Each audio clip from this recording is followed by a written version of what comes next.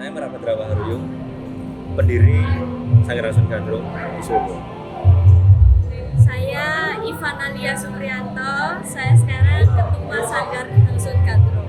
Sanggar Rasun Gandrung berdiri tepatnya 28 Oktober tahun 2019. Jadi sekarang 25, kurang lebih 6 tahun. Cuma baru berdiri udah sekarang kerja. Jadi hitungannya agak vakum. Hitungannya kami aktif selama 3 tahun berarti, baru 3 tahun secara aktif. Kalau asal usulnya Sanggar Rasun Gandrung kan membawa nafas Banyuwangi di Solo ya.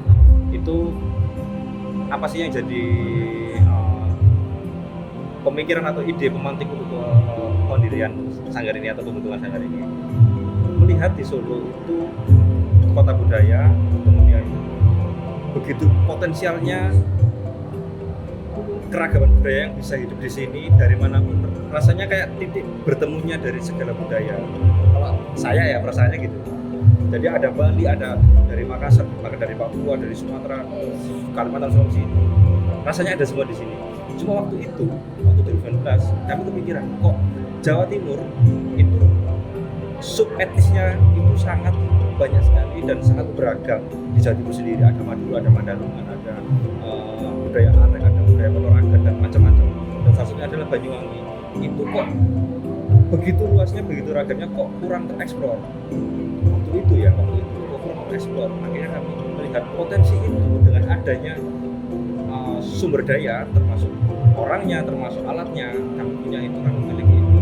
Tapi kok tidak ada inisiasi atau inisiatif untuk membuat itu. Akhirnya kami, ayo kita bikin, mulai dari komunitas dulu sampai berkembang, dan saat ini kami sudah jadi sanggar yang bergerak mungkin lebih kepada secara kreatif kekaryaan. Jadi membuat karya-karya khususnya di tari dan musik.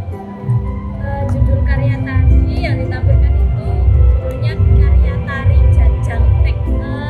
Karya Jajang Tek ini sebenarnya mengangkat kesenian patrol ya, yang ada di beberapa etnis yang ada di Jawa Timur.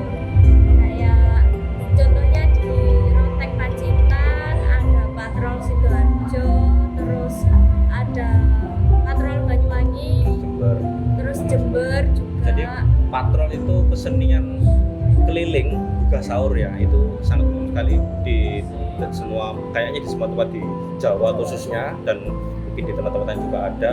Itu ada budaya seperti itu, dan di Jawa Timur kebetulan di setiap sub etnis itu punya budaya yang berbeda-beda. Patrolnya sendiri-sendiri. Itu ada Pacitan juga sendiri. Kesenian bambunya sendiri-sendiri. Ya, tapi kalau di Jember kan pakainya kayu agak berbeda, kayak di Madura gitu. Karena Jember lebih condong ke Madura swasta kalau istilahnya, kalau orang itu apa kalau nyebutnya. Jadi Madura yang hidupnya di daerah Jawa gitu. Untuk persiapan karya ini kurang lebih Tahun. kalau untuk karyanya ya, Iya. ini sudah Sebenarnya dari tahun 2022 karyanya udah ini kali. sudah ada. Terus dipoles lagi, baik itu musiknya sama koreonya dan apapun itu dipoles. Ya ini yang Keempat, kalau untuk khusus acara ini, hari tari ini dengan penari 7 orang tadi itu kurang lebih 2 mingguan. Pertama ya kita latihan karena memang ini karyanya memang sudah jadi kita cukup untuk review pertama dulu, nonton bareng. menonton karya sebelumnya, kemudian kita coba beberapa koreografinya, kemudian kita olah lagi gimana cocoknya sama event ini gitu. Kita belajar tarinya dari awal sampai akhir sudah hafal. Setelah itu kita pemakaman detak-detaknya sama menggabungkan rasa dari masing-masing penarinya supaya jadi satu rasa. Kalau ciri khas banget ya ini jaringnya ini. Yang paling khas ini jaring. Ini jaring ini batik gajauling. Batik gajauling ini khas batik Banyuwangi memang. Kemudian ada juga itu yang saya pakai itu Omprak Banyuwangi tapi yang sudah dimodifikasi, dikreasikan. lebih dikreasikan lagi supaya bisa terlihat lebih megah lagi gitu. Khas Banyuwanginya di situ.